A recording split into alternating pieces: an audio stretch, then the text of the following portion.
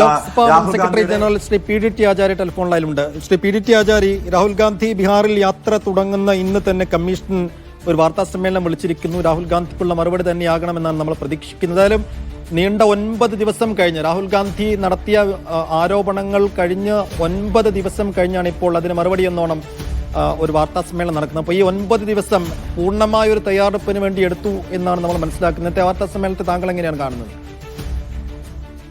അങ്ങനെ വേണം കരുതാൻ. ഇലക്ഷൻ കമ്മീഷൻ വാസ്തവത്തില് അവര് ഈ ഒരു സിറ്റുവേഷൻ ഒരിക്കലും ആന്റിസിപ്പേറ്റ് ചെയ്തിരുന്നില്ല എന്ന് തോന്നുന്നു.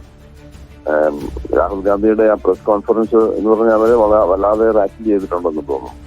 അതുകൊണ്ടായിരിക്കാം. പക്ഷെ പ്രശ്നം എന്താണെന്ന് ചോദിച്ചു കഴിഞ്ഞാല് ഇപ്പൊ ഈ ഉയർന്നു വരുന്ന ഈ ആരോപണങ്ങൾ, പല രാജ്യത്തിന്റെ പല ഭാഗത്തു നിന്നും ഉയർന്നു വരുന്ന ഈ ആരോപണങ്ങൾ, അതിലിപ്പോ ഇലക്ഷൻ കമ്മീഷന് കൊണ്ട് അന്വേഷിക്കാനൊന്നും പറ്റിയില്ലല്ലോ. കാരണം അവരാണല്ലോ അതിന് ഉത്തരവാദികൾ. വോട്ടേഴ്സ് ലിസ്റ്റിലെ ആളുകളെ അനധികൃതമായിട്ട് ചേർക്കുകയും ഒക്കെ ചെയ്യുന്നത് ഇലക്ഷൻ കമ്മീഷനല്ലേ.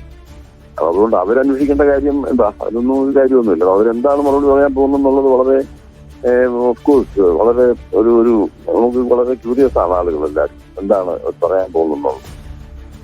അങ്ങനെ പറഞ്ഞതുകൊണ്ട് ഈ പ്രശ്നത്തിന് പരിഹാരം ഉണ്ടാവുന്നില്ല. അവരെന്ത് പറഞ്ഞാലും അത് ഈ പ്രശ്നത്തിന് പരിഹാരം ഉണ്ടാകുന്നില്ല. കാരണം അവർ പറയില്ലല്ലോ ഇത് ശരിയാണ്, ഞങ്ങൾ ഇത് അഡ്മിറ്റ് ചെയ്യുമെന്ന് പറയില്ലല്ലോ. അവരതിനെ കൗണ്ടർ ചെയ്യാനല്ലേ ശ്രമിക്കുള്ളൂ. പിന്നെ രാഹുൽ ഗാന്ധി പറഞ്ഞ കാര്യങ്ങളിൽ അത് എന്തെങ്കിലും അതിനകത്ത് വീക്കായിട്ടുള്ള എന്തെങ്കിലും പോയിന്റ്സ് ഉണ്ടെങ്കിൽ അത് ഹൈലൈറ്റ് ചെയ്യും. അതാണിപ്പോ അത് പറയാൻ പോകുന്നതാണ് എനിക്ക് തോന്നുന്നത്. എന്ന് വെച്ചാൽ ഞങ്ങളൊരു അന്വേഷണത്തിലേക്ക് പോകും, പരിശോധനയിലേക്ക് പോകും എന്നൊന്നും പറയാൻ സാധ്യതയില്ല. ഇല്ല. അന്വേഷണം ഇപ്പൊ അവരെന്ത് അന്വേഷണം നടത്താനാ? അവരന്വേഷണം നടത്തിയിട്ടെന്ത് കാര്യമാണ്?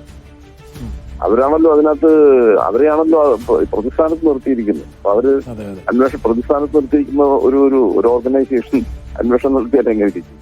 അങ്ങനെ അവരോട് അന്വേഷണം നടത്താൻ പറയുന്നത് തന്നെ അതിനകത്തൊരു അർത്ഥമില്ലാത്ത കാര്യമാണ്. അത് ഒക്കെ അന്വേഷിക്കണമെങ്കിൽ അത് വേറെ ഏജൻസി വേണം. അത് ഇംപാർഷ്യൽ ഏജൻസി വേണം. ഒന്നുകിൽ കോർട്ട് അപ്പോയിന്റഡ് ആയിട്ടുള്ള ഏതെങ്കിലും ഏജൻസി വേണം. അങ്ങനെയൊക്കെ ഉണ്ടെങ്കിലേ അന്വേഷിക്കാൻ പറ്റുള്ളൂ. ഇപ്പം വലിയ സീരിയസ് പ്രശ്നമാണത്. കാരണം രാജ്യത്തിന്റെ പല ഭാഗത്തു നിന്നും ഇപ്പൊ ഈ പ്രശ്നം ഉണ്ടാകാൻ തുടങ്ങുകയാണ്. ഈ കാര്യങ്ങൾ ഹൈലൈറ്റ് ചെയ്യപ്പെടുകയാണ്. വോട്ടേഴ്സ് ലിസ്റ്റില് അനധികൃതമായിട്ട് ആൾക്കാർ ചേർക്കുന്നൊക്കെ ഉള്ളത്. അപ്പൊ അങ്ങനെ വരുമ്പോൾ നമ്മുടെ ആ ഇലക്ഷൻ സിസ്റ്റത്തിന്റെ ഇന്റഗ്രിറ്റി തന്നെ നശിപ്പിക്കുന്ന ഒരു കാര്യമാണല്ലോ. അപ്പൊ അത് രാജ്യത്തിന്റെ പല കോണുകളിൽ നിന്ന് ഈ രീതിയിലുള്ള വിമർശനങ്ങൾ, ആരോപണങ്ങൾ ഉയരുന്നു. മൊത്തത്തിൽ ഒരു പുകമറക്കകത്താണ്, സംശയ മുനയിലാണ് കമ്മീഷൻ ആകെ ഉള്ളത്. അതുകൊണ്ട് വലിയ പ്രതിരോധത്തിൽ നിൽക്കുമ്പോൾ ഈ രാഹുൽ ഗാന്ധിയുടെ ഏതെങ്കിലും വീഴ്ചയുള്ള, അതായത് രാഹുൽ ഗാന്ധിയുടെ കൗണ്ടർ ചെയ്യാൻ സാധ്യതയുള്ള ഏതെങ്കിലും വീക്ക് പോയിന്റ്സുകൾ എടുത്തുകൊണ്ട് കൗണ്ടർ ചെയ്യായിരിക്കും ചെയ്യുക, അങ്ങ് സൂചിപ്പിച്ചതുപോലെ അല്ലേ? തീർച്ചയായിട്ടും അതാ ഞാൻ പറഞ്ഞത്. അതായിരിക്കും അവരുടെ ഉദ്ദേശം. അല്ലാതെ വേറെ ഒന്നുമല്ല. ഇത് തന്നെ ഏതോ ഒരു സ്ത്രീയുടെ കാര്യം പറഞ്ഞില്ലേ, ഒരു വോട്ടർ അത് ശരിയല്ല എന്ന് പറഞ്ഞ് അതിനകത്ത് ആ കൂടി അവർക്ക് പിക്കപ്പ് ചെയ്യാൻ പറ്റിയ ആ ഒരു സാധനമാണ്.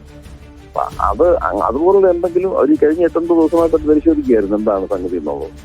അപ്പൊ അതില് അവർക്ക് പിടിച്ചു നിൽക്കാൻ പറ്റുന്ന എന്തെങ്കിലും കാര്യങ്ങൾ അതൊന്ന് കണ്ടുപിടിച്ചിട്ട് ഇതിനെ കൗണ്ടർ ചെയ്യാൻ വേണ്ടി അത് പ്രയോഗിക്കും. അതാണ് ഉദ്ദേശം തോന്നുന്നു.